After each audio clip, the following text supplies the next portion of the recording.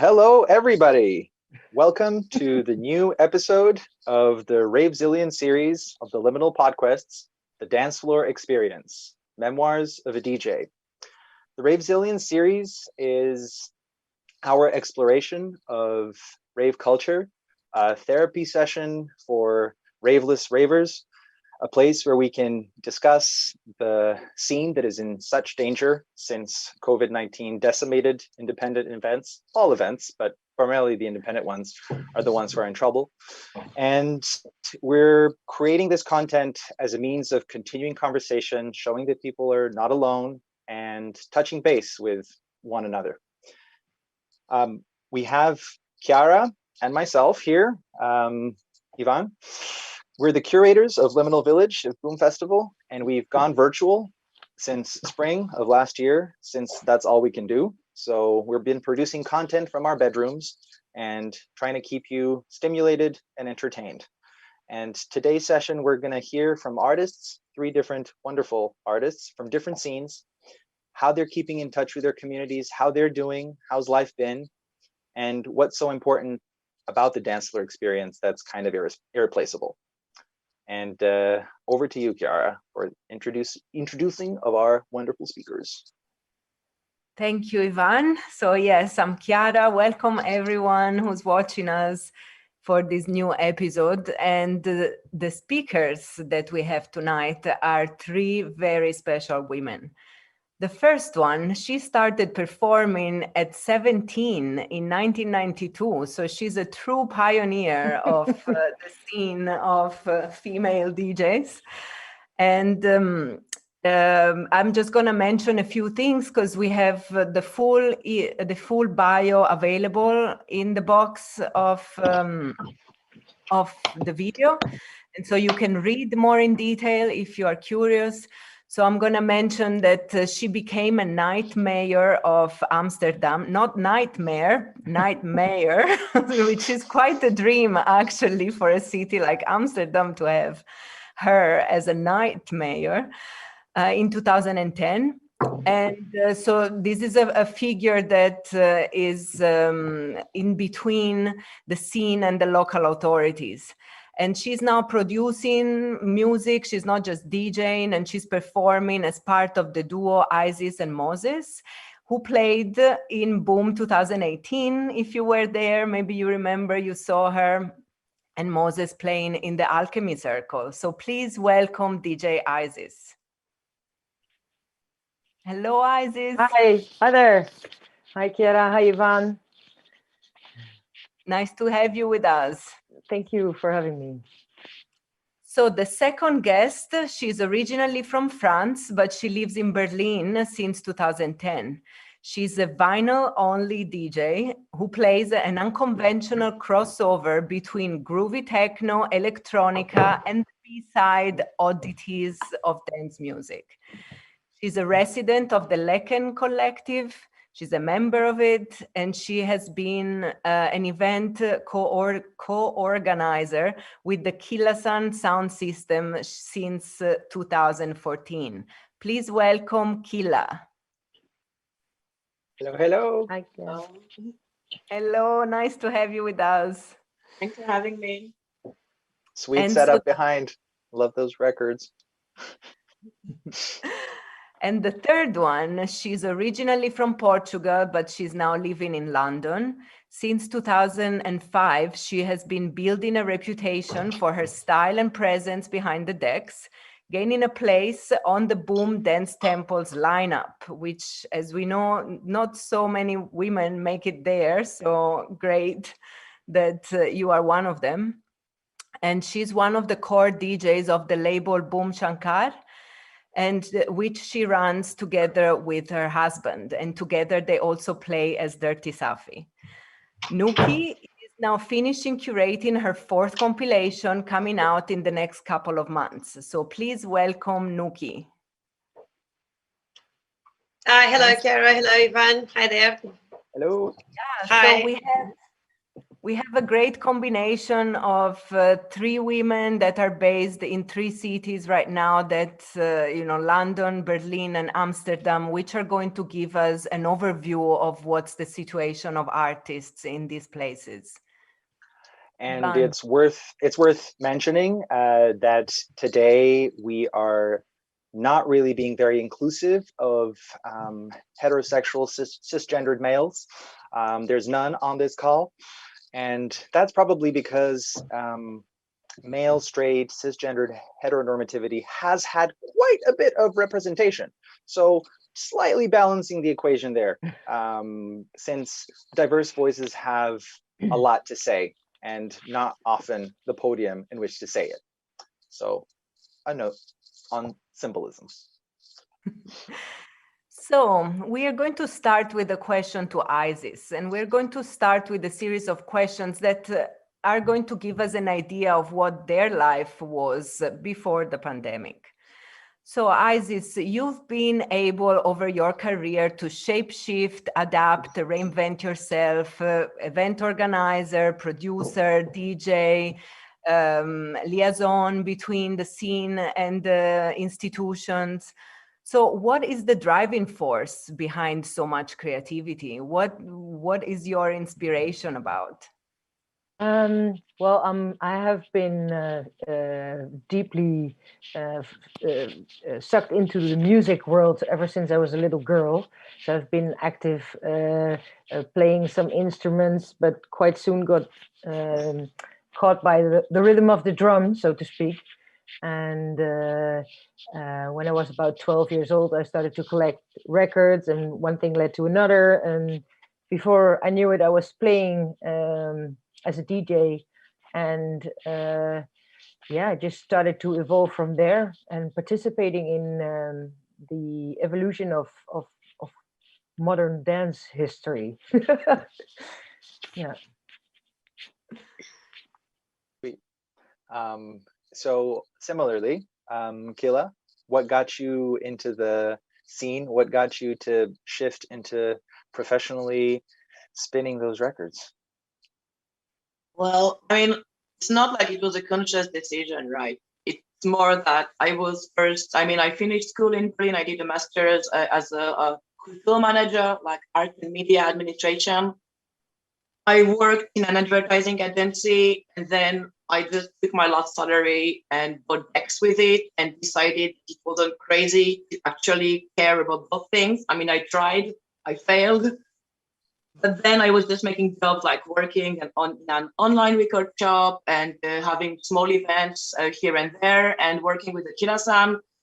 And then it became a thing, but it was not like I wanted to do that as a job. It's more like it ended up being the most reasonable way to pay the rent.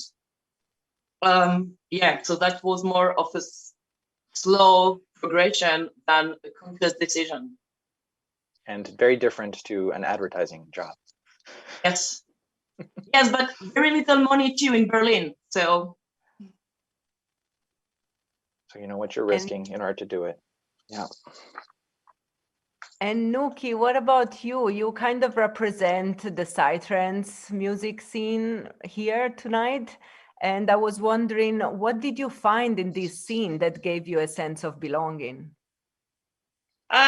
Well, I've been into electronic music since I'm 18, and I used to be a techno lover, well, which I am still. But I think in the psytrance scene, apart from the complexity of the music, which I absolutely love, is also, I think, the people. There's a sense of community, and in the psytrance scene that I've never really found in the other scenes. And I think there's a lot of like-minded people. I feel really comfortable, and so that's where I end up stuck. That's my world. So about this world, we wanted to show a few memes to see what the internet has been producing about rave culture. There are quite a lot of groups that both Chiara and I are members of, and so we've been following. Some are memes, some are snapshots, and I will give you a verbal overview of what they are, because some people might just be listening and not watching us. So here's a headline from Mixmag magazine, where it says, the headlines read, police mistake pensioners queuing for vaccine for an illegal rave. Police turned up for a rave, but pensioners were just waiting to get COVID-19 vaccines. This happened earlier in the UK, earlier this week. True story as well. Somebody clearly called it as a prank, and shows how trigger happy the police are to crack down raves. It must have been great to see the old people suddenly think that they're under arrest for wanting to get their vaccines. Next up is there's a whole, well, first of all, there's cardboard egg cartons up against the wall, and to create a little sound studio, and then there are mainly children's toys and all kinds of gadgets that you might be able to find in a home in spontaneous lockdown, and says, who wants to hear my latest beats fresh from the studio, since everybody's doing DIY studios at the moment. Who doesn't have an access to a legit one? A nod to festival culture. There's two M&Ms. The red M&M is not feeling so well. It's a bit down on the floor, and the yellow M&M has approached it. The caption reads, strangers approaching me while I sit on the floor of a festival contemplating my existence. Yellow M&M asks, you good? Red M&M answers, no. We've been there. A lot of us have been there. Both as the yellow and the red M&M. This is a moment we particularly miss. The caption reads, when you get back to the car after the rave, ... And the car is looking mighty peculiar. Yeah, this is like a memory from the pre-pandemic time. Yeah. Then we have, since Glastonbury announced that it won't be happening this year, just like Bernie was not very happy in his both body language and the meme that he became. Afterwards, Bernie's just sitting there impatiently with his woolly mitts, waiting for Glastonbury 2022, because what else is there to do? And for 2021. And for 2021, even though this meme came out in 2020, so clearly the prophecies are coming true. Clubbers in 2021, and we see people with gloves and hazmat suits. The only silver lining to this that I can imagine is that it's like a workout sweatsuit. But other than that, damn. And then we have, and then we have, yes, then we have something aspirational. We have memories of how it was going to a rave in 2019, where we have the dinosaur from Toy Story. It was kind of sweet, but now going to a rave after quarantine, we have the T-Rex from Jurassic Park, because we're going nuts after being cooped up for a long time. And the favorite. And now this a recent one, we have a grandfather and his granddaughter talking. And grandfather looks joyously over to the granddaughter and says, clubs are back open soon. And the daughter looks at him and says, Granddad, it's been 60 years. Let it go. And this is kind of like laugh cry moment.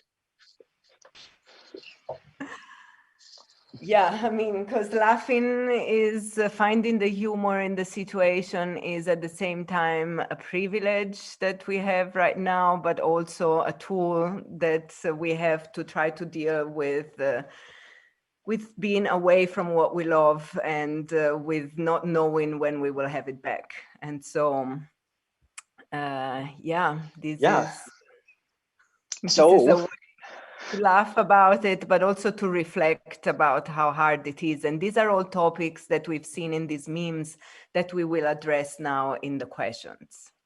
Yeah, so if any meme spoke to you particularly, feel free to reference it. And if you've seen any yourselves, also feel free to reference them. And we want to go back to March last year. One day you wake up and all the gigs are canceled, all the events have been postponed, and clubs are shut down indefinitely. How do you feel? And let's start with Nuki now. Let's go back the other way.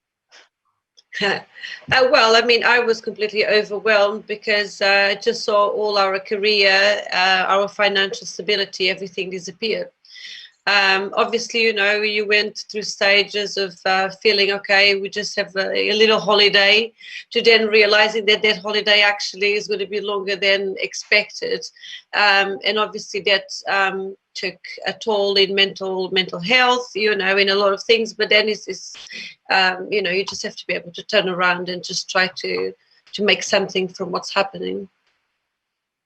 And what has been the main impact on mental health for you? Well, I mean, you know, I think I start having panic attacks. You know, a lot of artists I know, you know, they are depressed. You know, they, you know, being for us because we are people that travel all the time, that socialize so much. Is not just the fact that you know, we're not making money. You know, we're locked at home. We know we're not seeing anyone.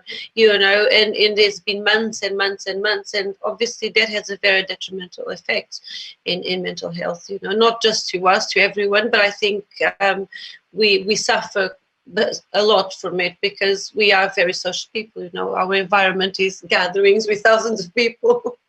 And now it's very, very different. Yeah, now we're 2, 3 with the cat. Killa, what about you? March 2020, how was it? Well, March started as a wonderful month as we had the last an event of 2020 on March 6th. And then I was supposed to play in Menschmeyer, which is like a left, like very politically engaged club in next to Lichtenberg. And they were the last club to take down the announcement for the party. So for a whole week, I was in complete denial.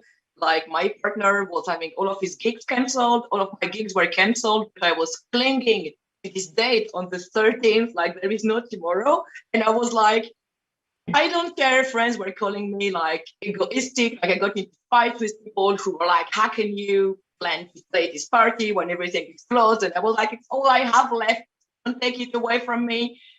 And then it was canceled the day before. And then I spent 3 weeks in bed trying to disappear. And then I didn't disappear. And my best friend came and she rang the bell and she was like, I'm sorry, but I kind of felt I had to check on you. And I was like, why? I thought you would forget about me and life would go on. And then my friends were like, yeah, no. So, you know, like after not really thinking, but just being like, okay, I don't exist anymore. I guess my friends will not call anymore because I don't have guest lists to give or drink tickets, you know, or parties. So why would I have friends? And then my friends have been very, very sweet. And then some, I don't know, like, yeah, people started interacting with us, with the collective in a very sweet, unexpected way. And like we slowly started trying to find perspectives for the future. Yeah, so calling in and checking in on one another goes a long way, especially when there's no guest list. Isis, how about for you? How was it? Yeah, well, obviously, kind of the same story. Your whole planned year kind of shattered and fell apart.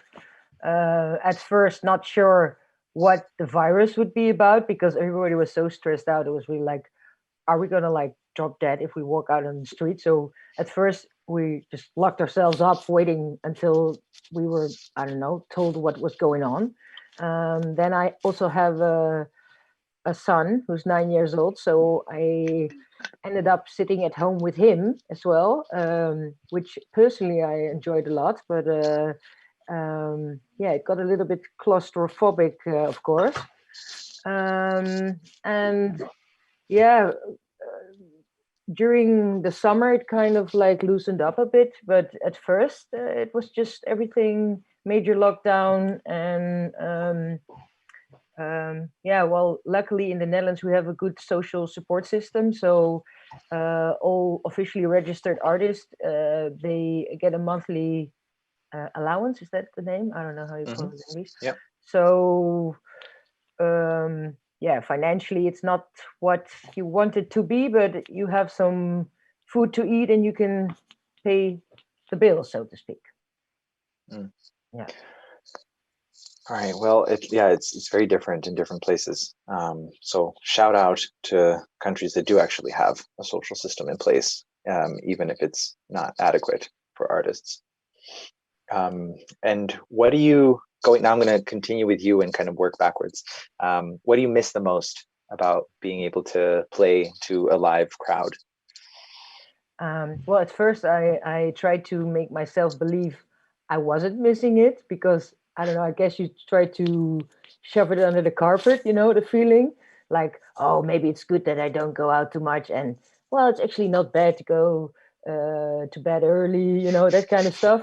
And then just in June, I recall I did my first gig again, and not a regular gig because we haven't been allowed ever since in the Netherlands. But we do have some, yeah, kind of like ecstatic dance sessions, for instance, and I could play that, and it was really ecstatic up to a point that I was like, wow, I have been missing this so much, listen to the music out loud, not by yourself, but surrounded with other people, sharing that energy and connecting with each other. And I guess that's the main thing about dancing on a dance floor with people, that you are creating a feel together, and it just wasn't there and still isn't. Yeah, this is exactly also what I tell myself every day when I put on some loud music and I say, I love going to sleep early. I love going to sleep early. I love this. This is great. Killa, what about you? What are you missing most about playing live to those crowds? Well, okay, so I have to say, because maybe I didn't say it before, like for me, starting like to DJ in clubs and also starting to box was a process that went parallel and that really fucking saved my life. And when we were not able to box and not able to play, that's really when it became very hard because there was no way to let go of all of that aggression and frustration. So together with the collective, there was a support relief fund that was created. So we played a few radio gigs on her radio and were able to raise money for people who didn't have a European passport, for example, or who were not able to get any support. So it was helpful because it made me feel useful again somehow. And then Heather, who is one of the wonderful members of Lekan and is also a Taibo instructor, started organizing little Taibo session in this venue, Craig Belmer, and having us or other friends DJ play. And it was just wonderful because the people were so into it. And I mean, it made me like, this is what Isis said. After playing there, I was like, oh my God, I can't believe I missed it so much. I went home and I felt like I was on top of the world, and then I crashed the next day. But what I miss most is having this headspace, where you just zone out. And then when it's done, you feel so much better. And it's the same with sport and with music. Or sex. Oh God, let's not talk about sex. I'm going through a massive dry spell. But that's a whole other topic we can do a podcast episode on. Yeah, I was just about to say we will do a podcast about that. Lockdown and naked. But we will also post the Taibo to banging tunes in the comment section because I did it and I can really recommend it if you want to let loose some steam in your home. It's great. And Nuki, what about you? What are you missing the most about the dance floor and the crowd? I mean, there's a synergy between the dance floor and the DJ while you're playing, or even when you are on the dance floor, there's this energy that is irreplaceable. If you do a live stream, you never get the same kick from it. If you're stomping on the dance floor together, is that collective energy that you're dancing. If you're playing, is that response from the DJ to the dance floor and the dance floor to the DJ that is very special. It gives you like a massive kick. Massive energy, makes you feel euphoric, and they cannot be replaced if for anything else, only if you're on the dance floor. And this is something we're learning, I think, more and more, and that's a value in all of this, that some things are really irreplaceable, and collective experiences are one that you can't really substitute. Definitely not. Because also what you get out of it is irreplaceable, I guess. And so once you are deprived of it, there's something you're not getting from anywhere else. And so you have to learn how to live without it. And I guess this is also something that is teaching us what is rave culture. The moment when you don't have it, you realize what it was. And we came up with a question that is about, if you think of a future anthropologist, maybe like in 200 years time, what would he say about rave culture, before the pandemic, or when it was still happening? What do you think, like a few words that you think would define rave culture for someone in the future, in 200 years from now? The anthropologist may also be female or non-binary. Thank you. Thank you. Well, I hope that in 200 years they will refer to the coming up of the dance culture back in the 20th century as the beginning of the new tradition, of the rediscovery of dance tradition in mankind, because I think that is a very important thing, talking about different sexes and different people with different backgrounds. Dance culture has brought so much more than just individual or group expression. It's also about making the boundaries disappear between the different sexes, letting men and women come back together, making heteros and gays coming closer to each other, and people with different nationalities communicating through this non-verbal language, which is music. And it, of course, has come a long way with dance music in general, like from the 20s to the 50s to the 60s to the 70s to the 80s, and then it just hit off. And I would feel very sad for mankind if it would disappear. Is that good for your?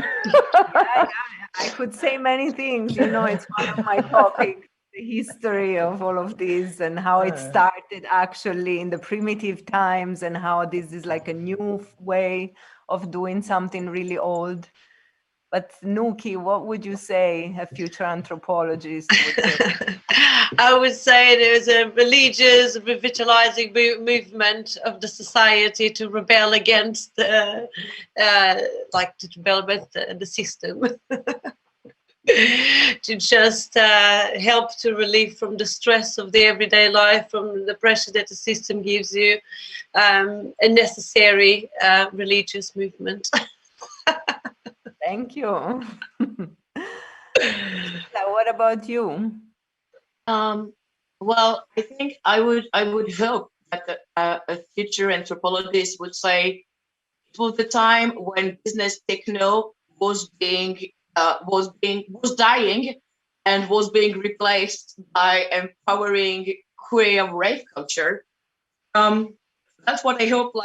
I hope an anthropologist actually do the work and find out what was dying, like this male-centered, business-centered kind of, I'm not going to call names, but that this part of techno was dying, and that then, the break came.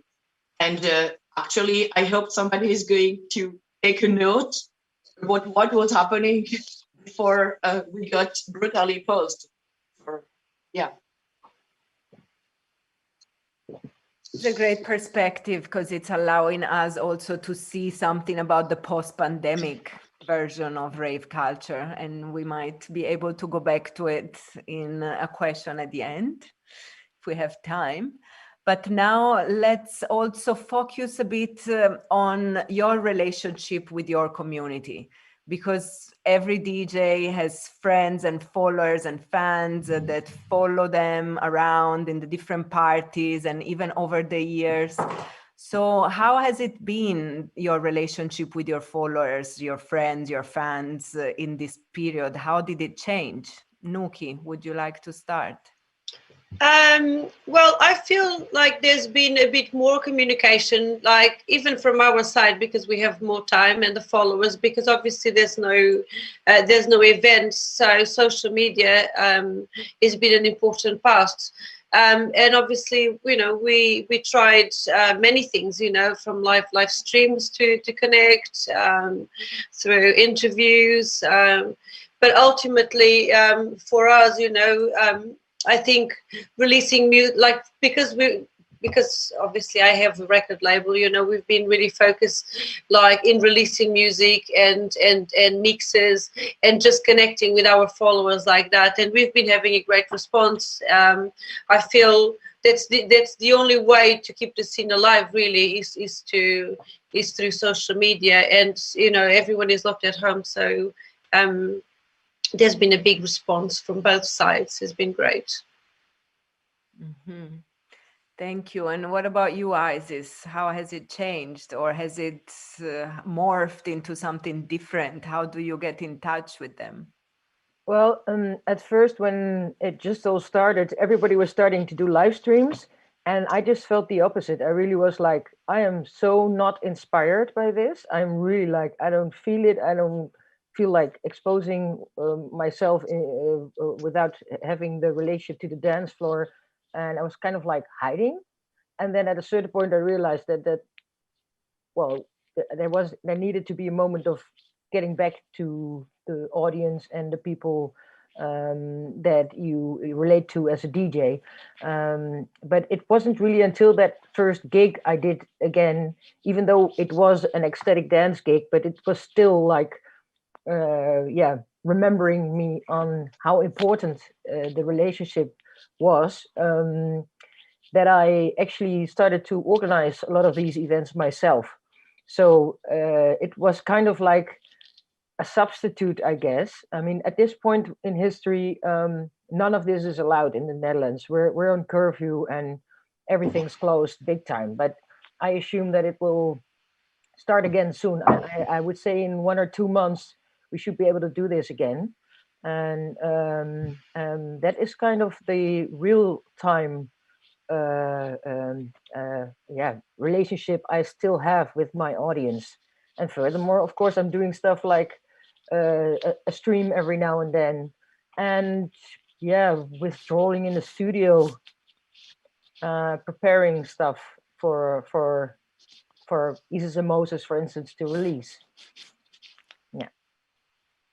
Thank you. And I think we will ask you again about this ecstatic dance you've been mentioning twice, because this is a peculiarity of the Dutch situation, that was one way of gathering that was allowed. So maybe you will tell us more a bit later.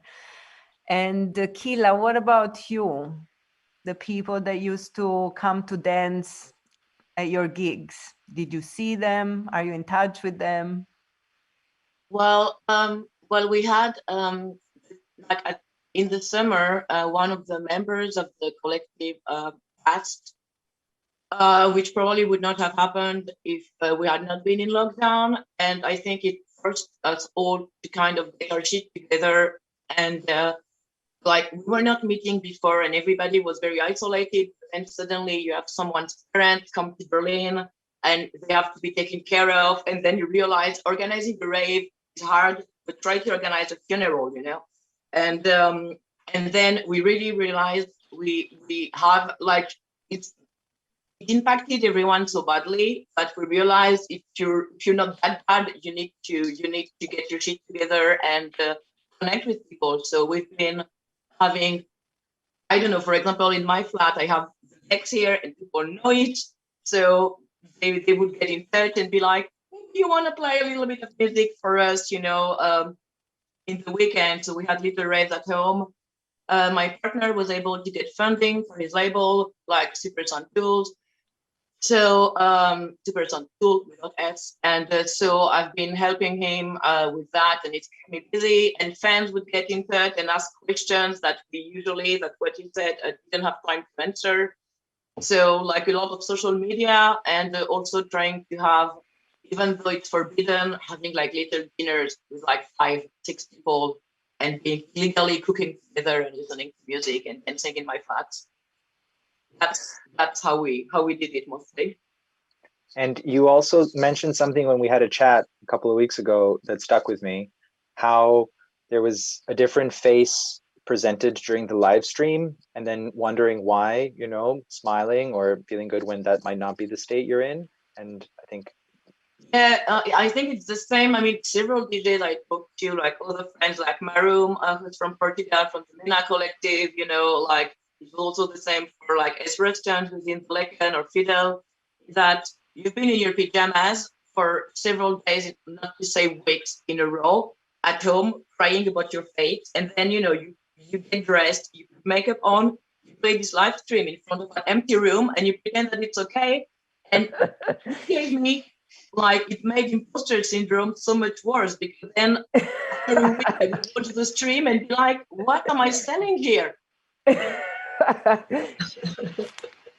It's true that I don't know, it made me feel that I was forcing people to tune into something in the middle of the afternoon that they probably don't want to listen to at that time.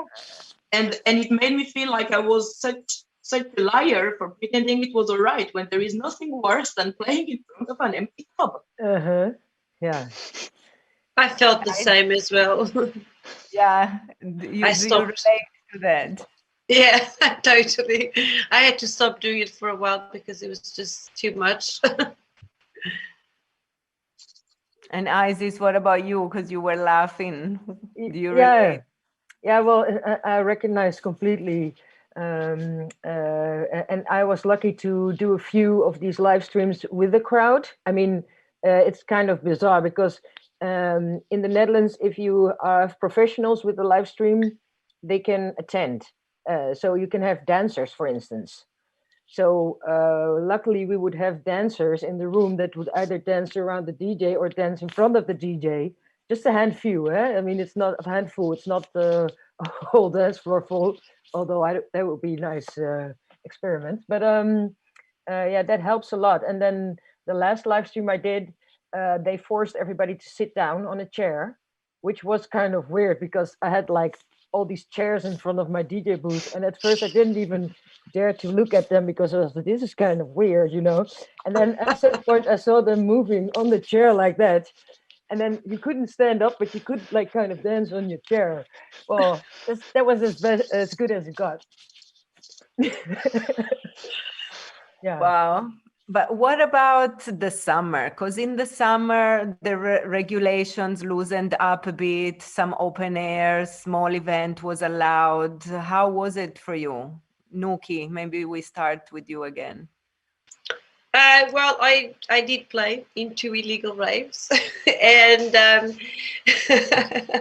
I'm guilty. I was quite excited at the beginning, but it was strange, because people with masks, everyone is a bit scared. There was people dancing, obviously, they were full, but I didn't really feel comfortable. And I think we all have a moral duty as well, so I've decided that until things get better, we shouldn't really be attending. It's not safe for us. If we get it, we can pass it to someone else. We're all in the same boat, and I think we should all just try to hold back and wait for the appropriate time. Thank you for this more responsible, rational perspective, which within a scene that is about getting crazy and breaking the rules and breaking the boundaries, this is the balance that we are trying to strike. Because Yes. Are we going completely crazy, or are we in these specific situations, in this specific moment in time, are we aware that this is something that can be potentially dangerous for vulnerable people? So yeah, thank you for saying that. And what about you, Killa, in Berlin in the summer? How was it? Well, so there were some raves happening. I mean, I live right next to this park, Hasenheide, where people had events that were not even events. It was basically random people getting drunk and hashtagging on Instagram, and people that, as a local DJ, I've never seen those people like DJ himself. I've never heard that name. But some people were having events in the park and got picked on by the media. So there was a lot of police and so on, and it didn't feel right because the music was so bad. And I'm not afraid to say it loud. It was like I could hear it from my backyard, and it was terrible. And I was thinking, I can't believe that this is why we're staying home, so people can do that shit. So yeah, it was ridiculous. So Maria F. Scaroni, who is a choreographer and is a member of the collective, created this thing called Techno-Drave, where basically we recorded some sets in advance. And then, I mean, it's a whole concept. It's a bit complicated, but basically we would meet with a group of people outside with headphones, with the music on our phones or MP3 player, and then, you know, drift it. So dance as if we were in the club, but being outside and listening to the same music and going to places we don't usually go to those neighborhoods that are super posh and dancing there in Tiergarten, in the park.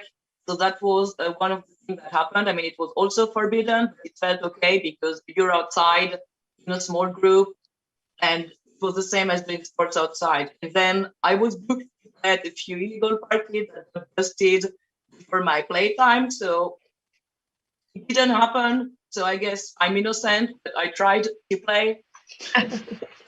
And then events were allowed in Berlin, like some of the clubs with an open air space were able to have parties. And I think as promoters, we are professionals. We've been able to keep things to an okay level during our events, and it felt a little bit unfair that as rave professionals, we don't get to organize events because we're not a venue. So we had a few picnics outside with like very little speakers and like 70 people having the contact list and the disinfectant spray and whatnot. And we had a few of that, but as a vinyl DJ, it's not fun for me because I need a setup that works.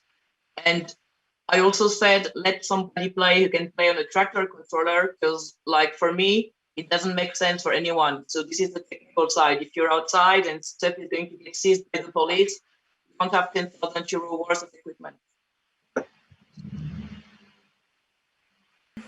Yeah, another question about your community in the sense of the other artists and DJs that are in your circle. Can you say something about how they're doing? I mean, I heard a lot about people having to go back to therapy online. Somehow people who had to start taking antidepressant again because they were not doing good. Berlin is also a place where I think many people come to Berlin because they have also issues with themselves. And it's, I mean, after another death that I'm not going to reference now, but somebody said, Berlin will not judge you, but nobody will catch you if you sleep. And that was really the vibe among artists and musicians, that usually the rave keeps on going, nobody catches you. So when people sleep, yeah.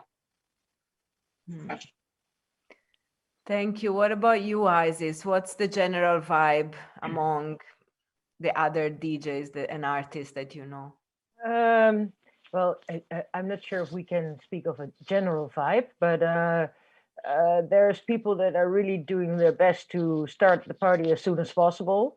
They right now our airport is not really moving, but we have had a very free transport system going all over the planet, and I saw a lot of DJs who were actually flying out to the places that you could play at. And then there were these other colleagues that were complaining about it. So they were saying, how can you fly out now and do that? I mean, I didn't feel like leaving the country because of all the uncertainties that are going on. Of course, also the fact that I have a child makes me more bound to the Netherlands anyhow. You mentioned the fact that I was night mayor of Amsterdam, and it's a biannual title that is given to the next person, so to speak. And I know the night mayor right now, they have started a helpline for people who are in psychological trouble. So you can actually call them and get therapeutic reflection or help if you're stuck in whatever you're stuck in. I mean, there is more complaints coming out from the youth right now, that youngsters are really doing bad. Also becoming more suicidal, depression, all these things that are occurring for people if you exclude them from their fellow human beings. And we are not all so privileged that we have a loving family around us, a partner around us, close friends who are nearby. And I can imagine how hard it must be for people from the scene, especially if they're single, to pass through a time of dividance, or how do you say it, of separation. Separation is the word. So that's you hear the calling gets stronger now. Like, we need to think of solutions, not just medical and financial solutions. And Yeah. speaking of people passing, I just wanted to mention, because it was so close to where I am physically, she was both a pioneer and a trans icon and inspiration. Sophie, avant-pop artist, had an accident and died less than 100 kilometers from where I am in Athens, where she was living a few days ago, 2 days ago. And it's also been, there's been this huge pouring of expression for people have companionship from artists in their homes. So all three of you at times have been in people's homes in this time. It's like this intimate thing that you are also often not aware of. This is what we do. Like, I have spent time with all of your mixes. You don't know that. I'm doing it by myself, but I know that because and then so does everybody else who does experience this. And this is this like really decentralized power of art that really keeps you company and gets you through good times, gets you to release things, gets you to cry, gets you to move, gets you to get lost for a moment if that's what you need. And so there's a heightened awareness of the need for that now, because everybody's in a bit like, it's still like you're in prison, mild reform. And yeah, Killa. Yeah, another thing, because I just realized that I didn't mention that before, and it was that the Black Lives Matter movement, because I just realized maybe I'm the only person who did it like that. It was like being locked at home, and I think especially for the queer scene in Berlin, like we have many POC, we have many trans people and so on in our circle, and the fact that people who had time to be at home and suddenly pay attention to stuff they've not been paying attention to at all for the last decades, and have suddenly, like, on the one hand, there was this positive outpour of compassion and so on from the rave scene. But then on the other hand, there were all of those people asking for free work because guess what? You're a Black woman and they know you're not touring. So, and that was one of the really weird things about the pandemic, that so many socio-economical matters came up, be it the refugee crisis or the new supposed acceptance for trans people, and the death of George Floyd and so many other people. I mean, I'm French. France was fucking it up big time. America too. And I think that made it particular because there were so many shifts happening in the world for so many relevant issues. And it was a very, very sensitive time to have all of that come out at the same time. Yeah, it was 2020 is going down. It's memorable, for sure. One thing on the heels of this that I wanted to ask is, what are some maybe invisible stories, some things that you've been experiencing? And one very practical thing that's also a financial burden was that you told me, Killa, was about the sound system and storing it, and how a club again was fucked Griezmüller by gentrification, and then not being able to store it. Like things like this, like just how did that go? Yeah. Okay. So the thing is that we had this party. It was called Wax Treatment, but when we restarted, it will be a new name. And we had the sound system stored in the old Griezmüller that is in Neukölln. And then suddenly, I mean, it was in February, but it was just before the pandemic started. We had to find a new storage. And we were looking for places, and then we had it in a rental place, and it was 250 euro a month. And then we realized very quickly, okay, we can't really carry that weight if we're not making money. So we were lucky that one of the organizers knew Dimitri Hegeman, the boss of Trésor, and now we have the sound system stored in Trésor. But I think it's the same for many people. Yeah, you have like a financial burden, be it the location for the equipment or places that you use that you have to pay rent for. And then when you're not making money, it's really a burden. So we were lucky to find storage for the sound system, and I really hope that Trésor doesn't kick us out, because it's half a rent, half a flat rent. So usually we can just have that covered with the event every 3 months. But when we don't have the money, we're not rich enough to pay that on our own, and that's a pity. And Isis, have you gone through something similar? Oh, sorry. Wait. I just wanted to ask Killa, because when she says sound system, some people might think it's a couple of speakers. Can you please explain what you mean by Killa's sound system? Okay, I'm not going to take the poster down that's hanging here, but it's a picture. Old lady. It's a very old lady, and she's 8 meters times 4 meters.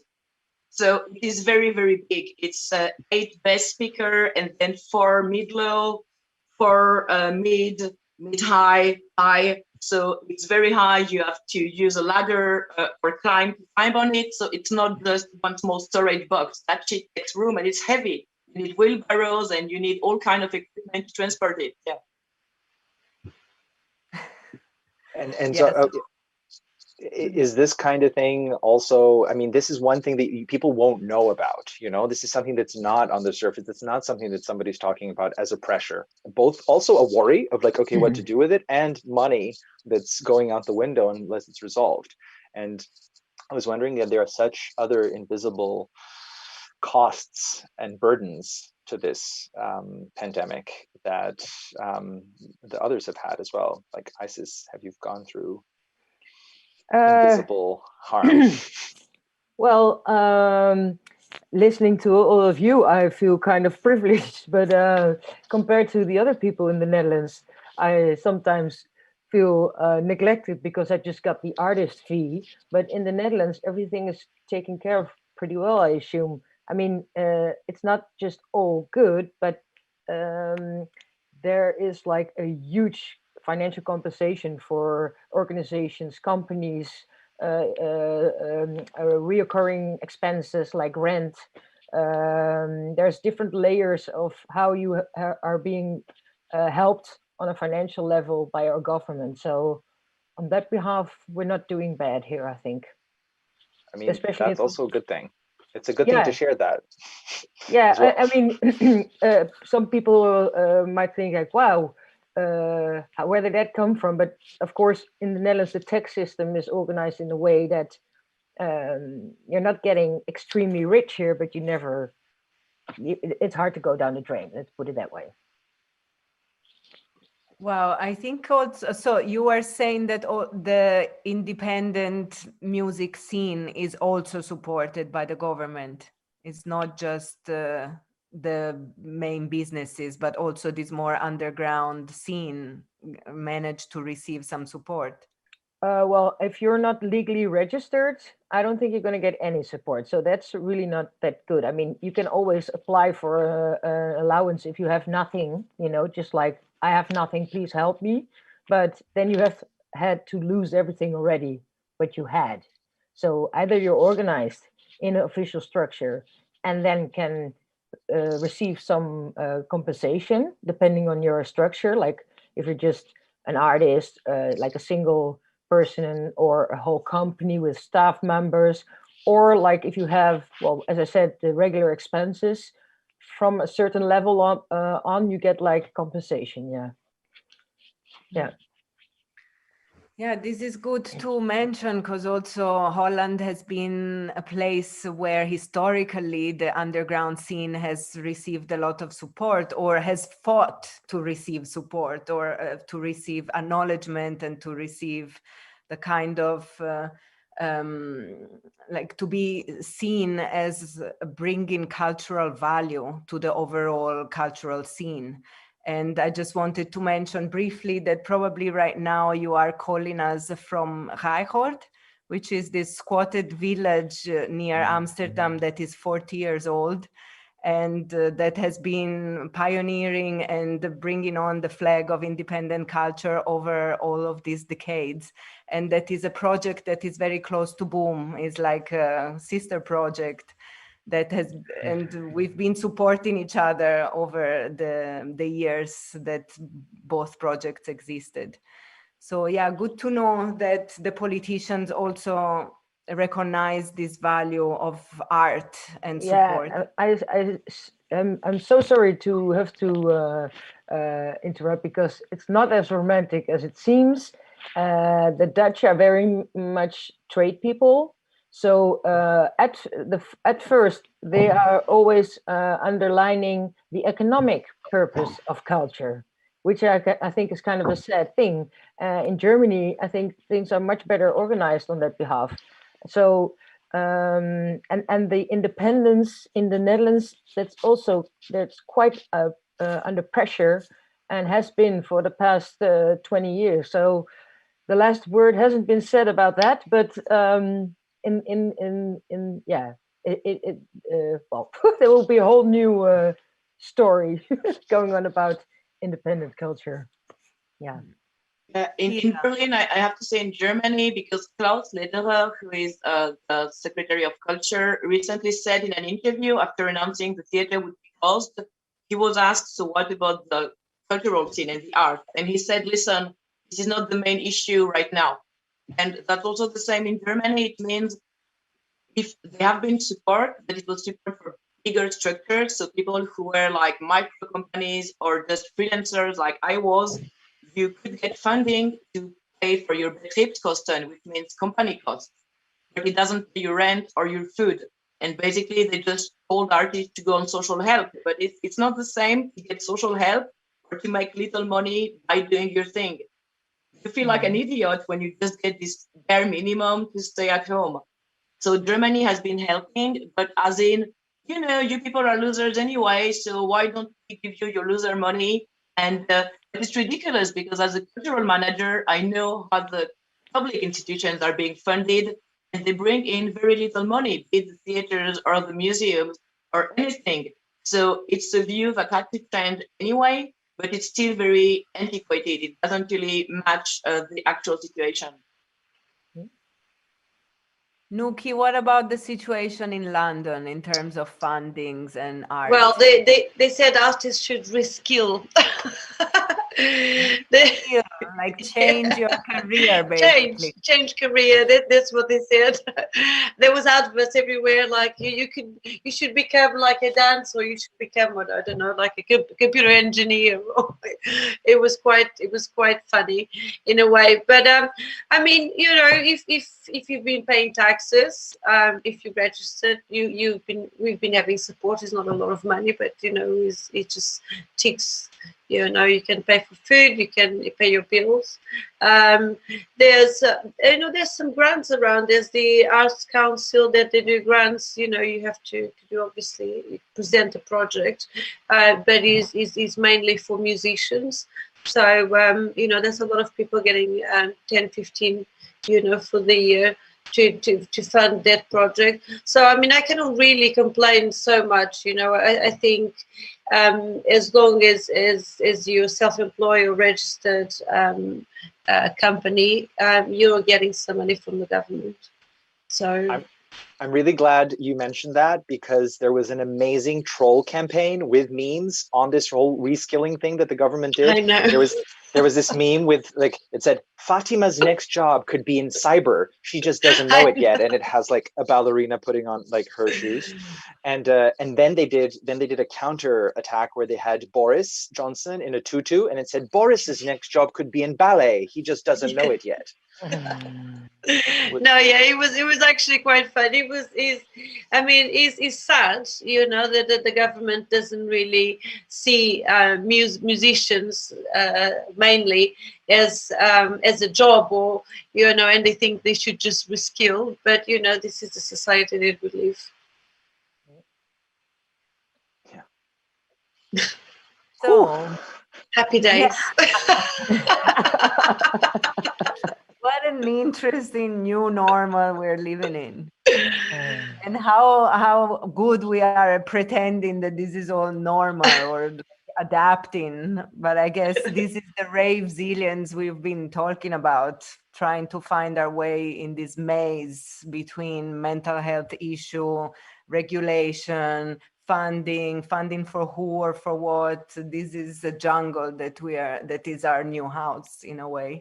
I just wanted to ask Isis again about the ecstatic dance thing, because I said before that we would reference it, because it was so peculiar, because I was not aware about it when you told us. Can you say why ecstatic dance was allowed?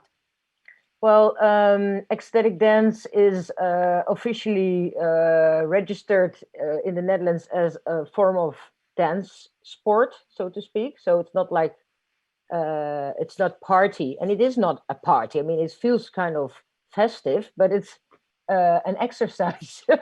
So in this terms, it's legally seen as exercise. So we have had regulations going from 100 to downscaling to 50 to 30 people.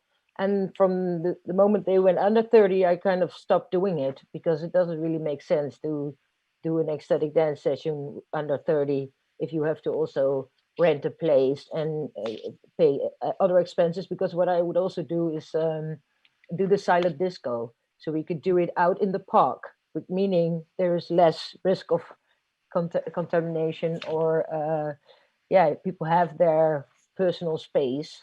And yeah, I haven't heard of any infections or problems with the phenomena whatsoever. So it's a healthy possibility. Go out.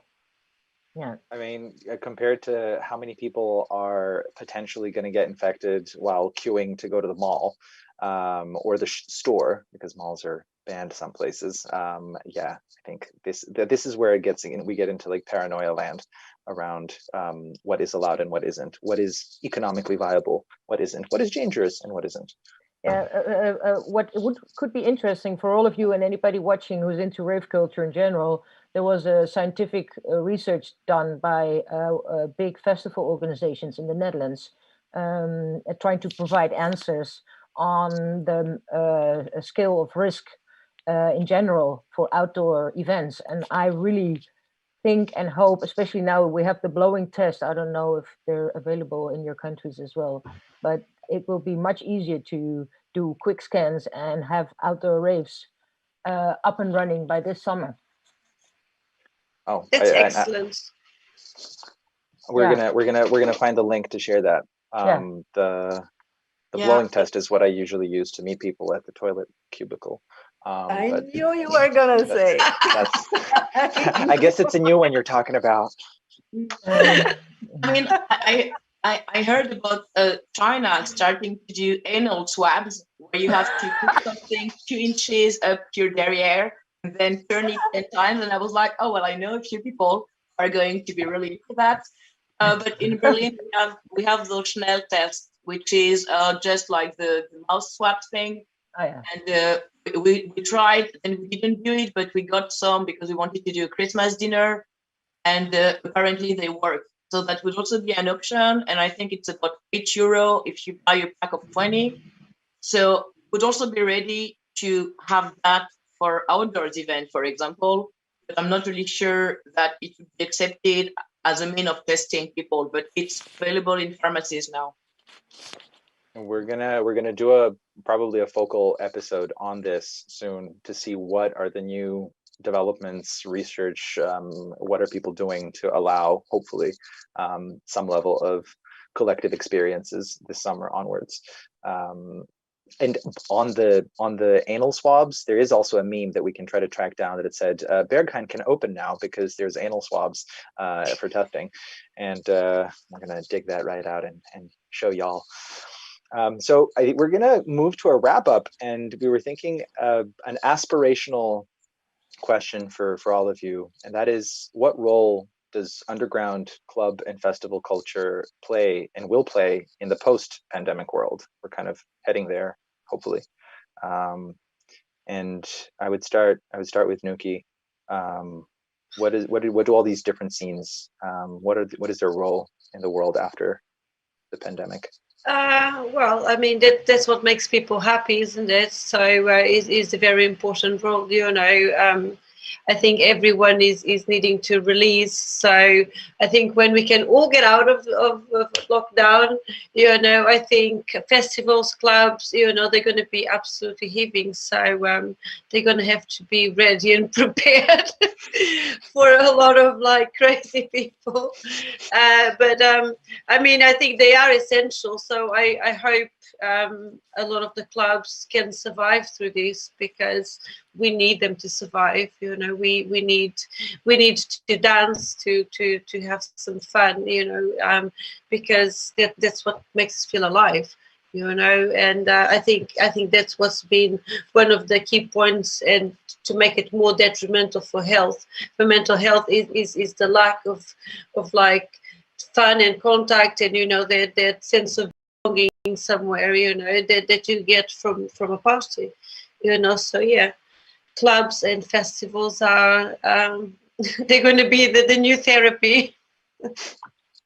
And the old therapy for some of us. And the old therapy, yeah, for sure. Killa, what do you Killa? think? Essential? Can you remind me of the question quickly? What's the role of underground club and festival culture in the world after the pandemic? How's And that role? I would like to also, let's look at this question also from the cultural point of view, like the kind of culture that we've been creating and nurturing until now in these underground scenes. How can it then in the post-pandemic world be relevant for the facing the new reality, enacting change, finding new directions? Well, I mean, from the music side, like, okay, to try to be a little bit less negative, I think it was I hope that we will have a reshift to focus more on music, because it's true that, especially in Berlin, the scene became really quite a mess, where we had so many people come in just to party and get high. And that it's true that in some moments you really wondered, why am I even playing music? I could just have a washing machine or a Kalashnikov playing some drum sound, and it would be enough for people to rave. So I really hope that we keep that there is like that understanding that DJing is not just being clown in front of people on drugs, that we really have a community feeling based on shared values and on music. That's one of the hopes that I have, and maybe also that the German government understands that you can do something underground and still know your shit and still have skilled people around you that shows that path, not because they were idiots, but because they actually know how to do some stuff, be it as a technician, as a producer, as a hospitality manager, as a venue. And I really hope that not so many venues died, but it's very hard to say at this point, because I don't know how many Berlin clubs will survive. Whew, yeah, back to the sound though. Remember what brought us there. And I think, yeah, that purifies the intentions a little bit. Isis? Yeah, I'm a serious optimist, so I will start to look at it from the sunny side. I have heard a lot of stories about, we hope this will survive, that will survive, and of course there will be a lot of damage that need to be recovered. But I think that it might even be possible that the scene will grow eventually, because people will validate the dance tradition in a greater way they have done before, or remember how important it is for them to join it. And also, I always compare social media to an online festival, so it's all kind of secondhand information we're exchanging with each other. And also the deep fake issues going on. You know, you hardly know if things are real or not, what you see on your screen. But the only way to know if things are real are to see them with your own eyes. And if we are able to meet each other again and exchange information and inspire each other in real life, I really think, yeah, that's my hopeful vision I have for the post-corona situation. Yeah, thank you, Isis, because I think this is a big chance that we have actually to shape some of the change that will occur in the post-pandemic world. We've been the scene that have always focused on how to make things better, how to bring more life and vitality and honesty and authenticity to our relations, how to break these barriers so that we are free to meet each other without this, gender or nationality kind of barriers. So I really also want to be optimistic like you are, and that we will bring some of these seeds that we've been planting in the past, that they will flourish in the future. Also, thinking about ecology and all the advancements we've achieved in designing sustainable events, even large scale ones like Boom has been working on for so many years. So let's hope that all of this work is actually going to be more relevant than ever in the post-pandemic world. And just to close, if you have a message, each one of you, for the people that are at home, that are waiting for this moment when we will be able to meet in the dance floor again. Nuki, do you have a message for them? I just cannot wait to see everyone and just have like a good dance. Just hang on there, because sooner rather than later we will be together again, and we will just shake the dance floor. Thank you. And thank you, Nuki, for participating. Yeah, thank you so much, for inviting me. It was a pleasure. Thank you. Thank you. Nice to see you. And hopefully we'll see you again in the dance temple soon. Definitely. Killa, message from for the people at home. Yeah, well, I want to say it doesn't have to be that boring. There are lots of interesting things to read online. So, for example, I got to spend more time reading the archive of the Lecon Collective, and I can only say, have a look. It's interesting. There are lots of texts about rave culture, about gender politics, and so on.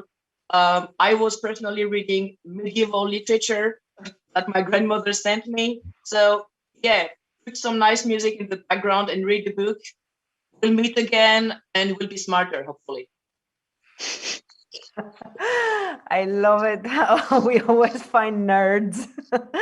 Nerd in the house.